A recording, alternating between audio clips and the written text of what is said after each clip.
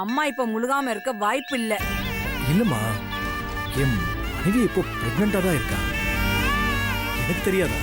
இல்ல சாமி, அவங்க வயித்துல இப்ப கரு உண்டாயிருக்க வாய்ப்பே இல்ல. என் வாக்கு மேல சத்தியமா. சும்மா நிறுத்துங்க. என் வைஃப் பிரெக்னண்டா இருக்கான்னு சொல்லிட்டு இருக்கேன், நீங்க பாட்டு வாய்க்கு வந்தபடி பேசிட்டு இருக்கீங்க. என் வைஃப் பிரெக்னண்டா இருக்காளா இல்லையான்னு எனக்கு தெரியாதா? இப்ப என்ன, நேரம் சரியில்லை, பரிகாரம் பண்ணு, அது இதுன்னு சொல்லி என்கிட்ட இருந்து காசை கொடுக்கணும், அவ்வளவுதானே? அதுக்காக தானே இப்ப தப்பு தப்பா சொல்லிட்டு இருக்கீங்க. இதுக்காக தான் ஆரம்பத்திலே ஜோசியம் பார்க்க மாட்டேன்னு சொன்னேன். காசுக்காக தானே இவ்வளவு நேரம் பேசிக்கிட்டு இருந்தீங்க இஷ்டத்துக்கு. ஐயா ஒரு நிமிஷம் இருங்கய்யா. என் குடும்பத்துல இருக்கிற கஷ்டத்தை சொல்லி உங்களை ஜோசியம் பார்க்க சொன்னது உண்மைதான். ஆனா பொய்யா வாக்கு சொல்லி உங்களை ஏமாத்தி காசு பணம் புடுங்கணும்னு நான் நினைக்கல. இந்த பணமும் எனக்கு வேணாம்.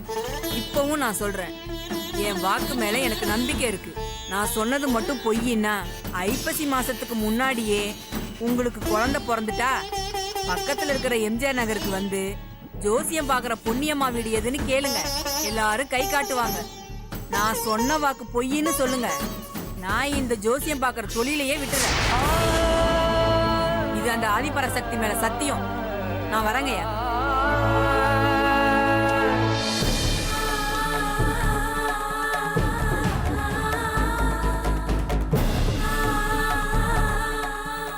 என்ன இவ்வளவு கான்பிடண்டா சொல்லிட்டு போறாங்க? இது என்ன தேவையில்லாத புது குழப்பம்? இதுக்குதான் ஜோசியெல்லாம் பார்த்துக்கவே கூடாது. குழந்தை விஷயத்துல போய்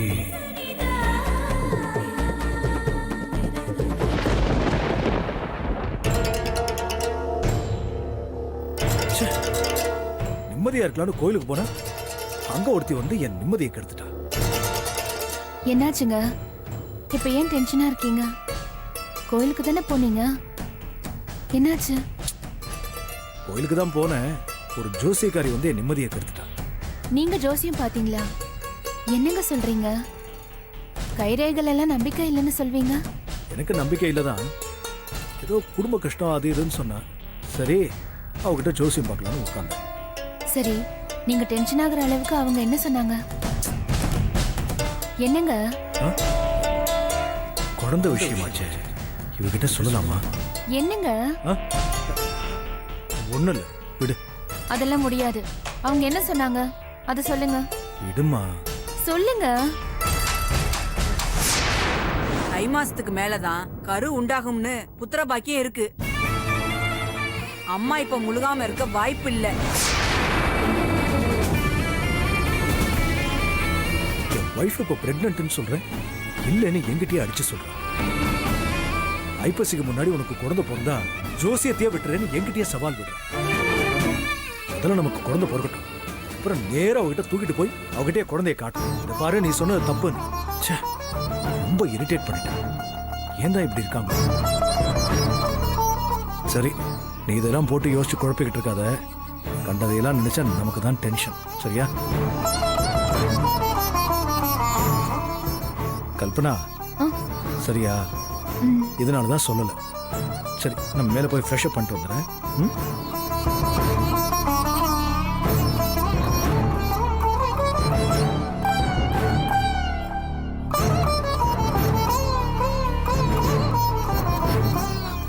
அந்த பொம்பளை சொன்னது சரிதாங்க. நான் தான் உங்களை ஏமாத்திட்டு இருக்கேன்.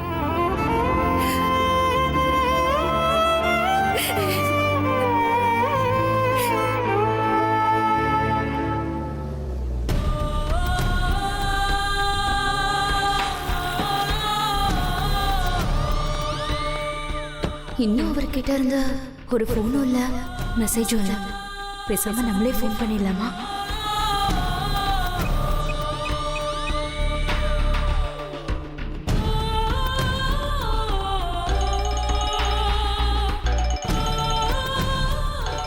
ஷிஷோ, அனிதா ஃபோன் எடுக்கலாமா வேண்டாமா? என்ன பண்றது?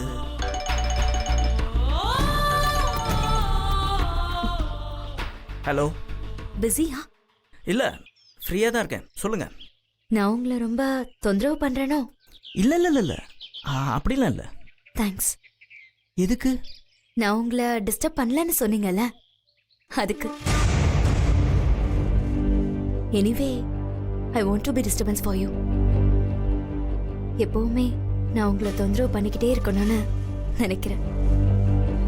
புரியலையா? ஆ, செல்ல தொந்தரவு, ஒரு கியூட் டிஸ்டர்பன்ஸ் சொல்லுவாங்களே அந்த மாதிரி. என்னங்க பதிலே காணோம்? இல்ல அது அது வந்து சரி, அதை விடுங்க. ஆமா, ஊர்ல வச்சு நான் உங்ககிட்ட ஒரு விஷயம் சொன்னேன்ல, அதுக்கு உங்க பதில இன்னும் நீங்க சொல்லவே இல்லை. உங்க மனசுல என்ன இருக்குன்னு நான் தெரிஞ்சுக்கலாமா?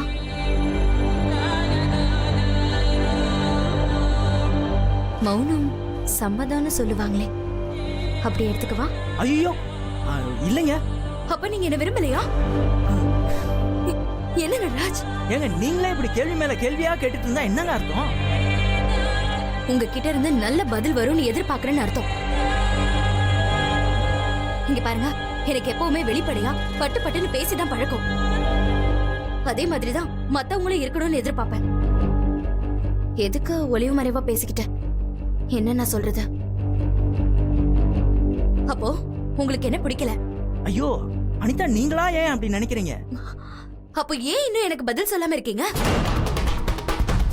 ஒரு பொண்ணு நானே தைரியமா உங்ககிட்ட ப்ரொபோஸ் பண்ணிருக்கேன், அதுக்கு ஒரு பதில் சொல்லாம ஏன் இன்னும் அமைதியா இருக்கீங்க? இல்ல அனிதா, இது சரியா வரும்னு எனக்கு தோணல. அத ஏன்? ஏன்னா உங்க ஃபேமிலிக்கும் எங்க ஃபேமிலிக்கும் டிஷும் டிஷும் அதானே சொல்ல போறீங்க? சீனராஜ், இதெல்லாம் ஒரு பெரிய விஷயமே கிடையாது. குடும்ப பகை, ஜாதி, அந்தஸ்து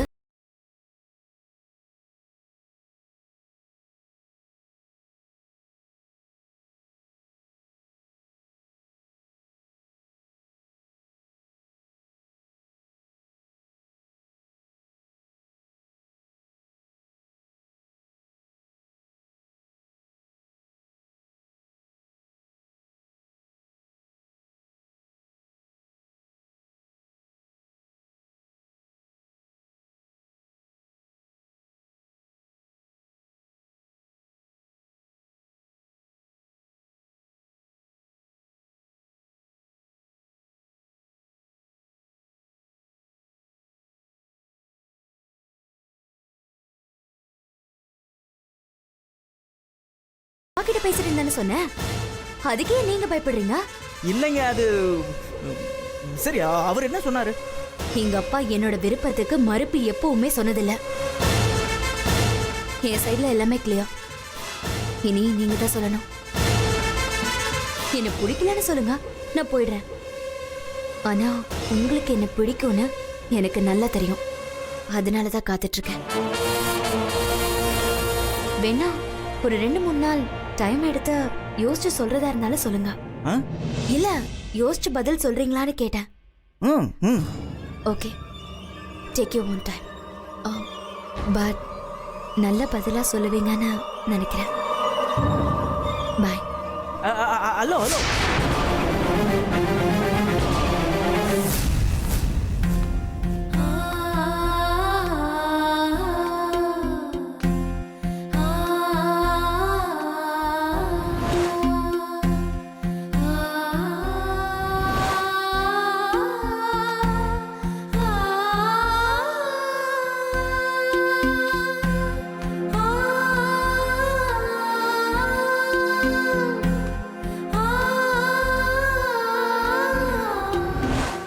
இங்க பாரு, உன்கிட்ட பேசுறதுக்கு எனக்கு இஷ்டம் இல்ல. சும்மா இங்க நின்னுட்டு என்ன வெறுப்பேத்தாம உடனே இடத்த காலி பண்ணு. அவ என்னதான் என்ன ஏமாத்தி இருந்தாலும் பாவம் உடம்பு சரியில்லாதவ என்ன கஷ்டப்படுறாளோ.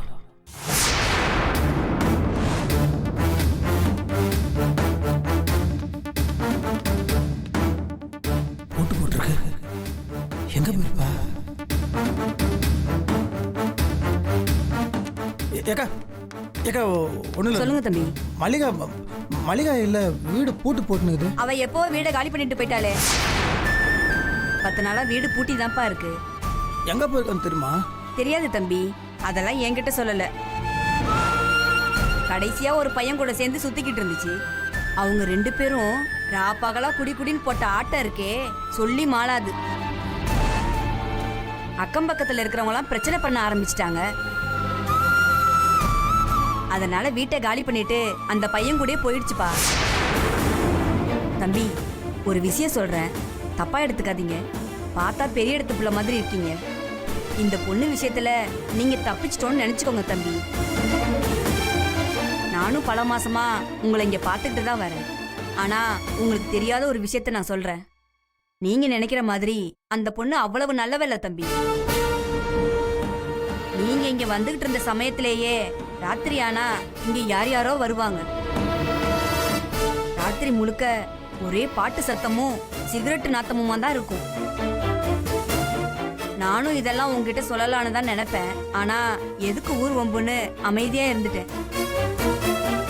பணக்கார பசங்களை வலையில விழ வச்சு அவங்கள ஏமாத்தி காசு பணம் பறிக்கிறது தான் அந்த பொண்ணோட ஒரே வேலையே. அவளால எத்தனை குடும்பம் நடுத்தருக்கு வந்திருக்கு தெரியுமா?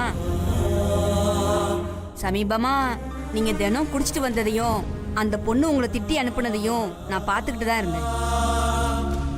அதனாலதான் உங்க மேல இருக்கிற நல்ல எண்ணத்துல இத சொல்றேன். அந்த பொண்ணோட நினைப்பை தூக்கி போட்டுட்டு உங்க வாழ்க்கைய பாருங்க தம்பி. உங்க குடும்பத்துல யாரு பண்ண புண்ணியமோ நீங்க அவ வலையில இருந்து தப்பிச்சிட்டீங்க. இனிமே இந்த பக்கம் வரவே வராதீங்க தம்பி. நல்லா இருப்பீங்க.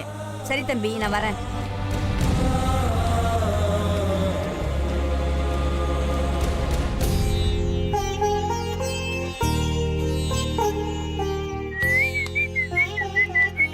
இங்கே தானே வரேன்னு சொல்லியிருந்தாங்க. பார்ட்டிகளை இன்னும் காணும். வெயிட் பண்ணி பார்ப்போம். நாகராஜ் இவன் இங்க என்ன பண்ணிக்கிட்டு இருக்கான்? இது மல்லிகா வீடாச்சே. ஏன்டா ராஸ்கல், வரமாட்டேன் வரமாட்டேன்னு மறுபடியும் அவ வீட்டுக்கு வந்துகிட்டு இருக்கானா இவன? டேய், இங்க என்னடா பண்ணிக்கிட்டு இருக்க? இல்ல அது சும்மா. என்ன சும்மா? யாராச்சும் பாக்குறதுக்கு முன்னாடி வாடா.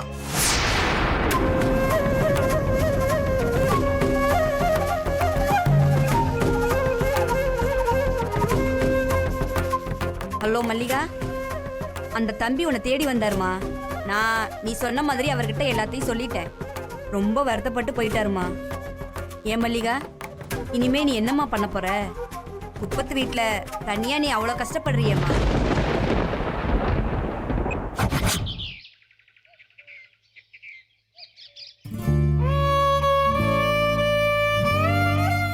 என்ன கல்பனா, சுந்தர் கிட்ட உண்மையை சொல்லிடலான்னு நிஜமாதான் சொல்றியா? ஆமா வேதவல்லி, என்ன ஆனாலும் பரவாயில்ல. இன்னைக்கு அவர் வந்ததும் அவர்கிட்ட உண்மையை சொல்லிடலான்னு முடிவு பண்ணிட்டேன். எனக்கு அவரை தினம் தினம் ஏமாத்துறது தாங்கிக்கவே முடியல வேதவல்லி. ரொம்ப குற்ற உணர்ச்சியா இருக்கு.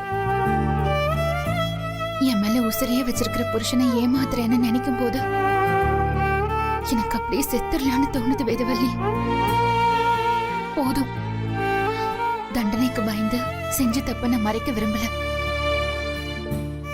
அவர்கிட்ட இன்னைக்கு எல்லா உண்மையையும் சொல்லிடலாம் வேதவல்லி. நீ சொல்றது எனக்கு புரியுது. ஆனா உண்மையை சொன்னா சுந்தர் ரொம்ப கோவப்படுவாரே கல்பனா. கோவப்படட்டும், கோவப்பட்டு என்னை திட்டட்டும், அடிக்கட்டும், ஏன் வெட்டி கூட போடட்டும். அத பத்தி எனக்கு கவலை இல்லை. அதுக்கான உரிமையும் அவருக்கு இருக்கு. இனிமேலும் என்னால இந்த நாடகத்தை தொடர முடியாது வேதவல்லி. சரி கல்பனா, நீ சொல்றது எனக்கு புரியுது. இன்னைக்கு என்ன ஆனாலும் சரி, சுந்தர் கிட்ட எல்லாத்தையும் சொல்லிடலாம். ஆனா நீ எதுவும் சொல்லாத. நீ என் கூட பக்கத்திலேயே இரு. சுந்தர் கிட்ட எல்லாத்தையும் நான் பேசிக்கிறேன். இல்ல வேதவல்லி, நீ பேசினா அவர் கோவப்படுவாருமா, குய்யோ முய்யோன்னு குதிப்பாரு. அதனால நீ எதுவும் பேசாத. அவர்கிட்ட என்ன சொல்லணும், எப்படி சொல்லணும்னு எனக்கு தெரியும். நான் பாத்துக்கிறேன்.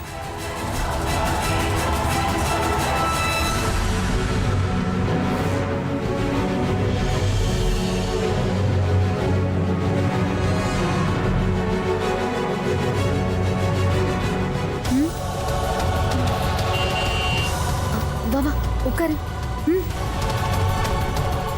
இங்க பாரு, நீ ஒன்னும் கவலைப்படாத.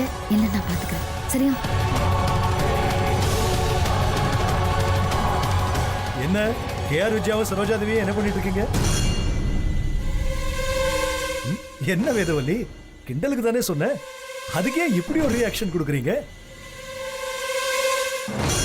அது நாகராஜன் நானும் சேர்ந்து உங்க 2 பேருக்கு இப்படி ஒரு பெட் நேம் வச்சிருக்கோம். அதுல கல்பனா பேரு சரோஜா தேவி, உங்க பேரு KR விஜயா. ஓ, ஆமா, என்னாச்சு? Anything serious? அதெல்லாம் ஒண்ணும் இல்ல. இல்ல, உங்ககிட்ட ஒரு விஷயம் பேசலான்னு. என்ன விஷயம்? அது குழந்தை விஷயமா. சொல்லுங்க சார். எடுத்துட்டு வாப்பா உள்ள. நம்ம வீட்டுக்கு என்ன கொண்டு வந்திருக்கேன் தெரியுமா? பாத்தீங்கன்னா அப்படியே ஷாக் ஆயிடுவீங்க. வா வா வா வா, அப்படியே பா.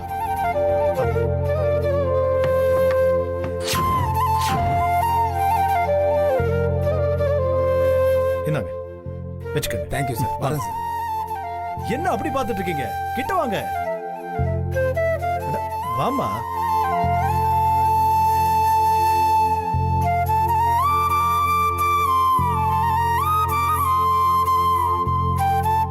இதுல என்ன இருக்குன்னு பார்த்துட்டு இருக்கீங்களா? Surprise. You want to see this? நீயே ஓபன் பண்ணி பாத்துக்கோ. ஓபன் பண்ணு. இல்லங்க, நீங்களே காட்டுங்க. அப்படியா? ஓகே, நானே காட்டுறேன். 1 2 3.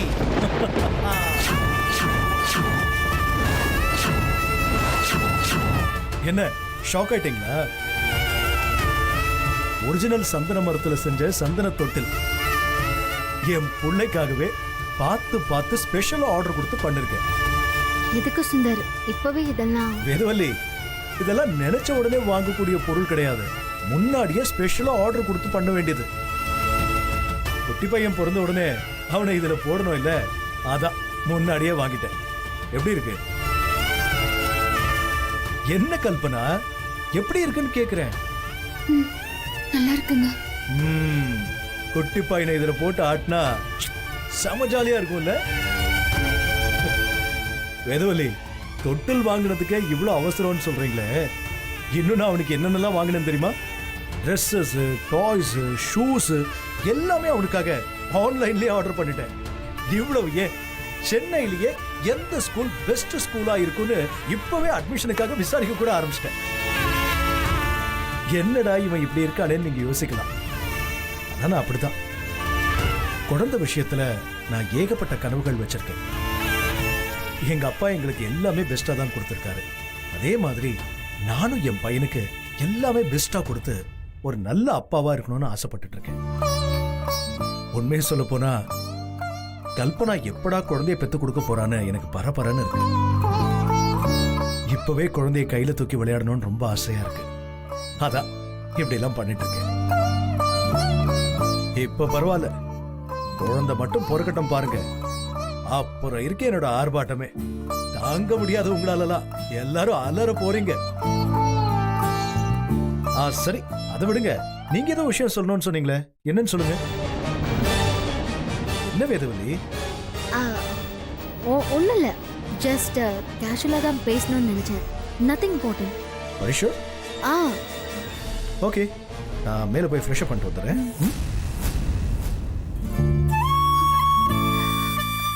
கல்பனா,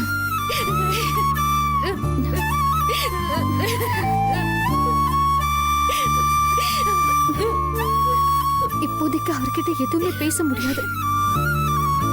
தெரியுது, அன்னைக்கு தெரியட்டும்.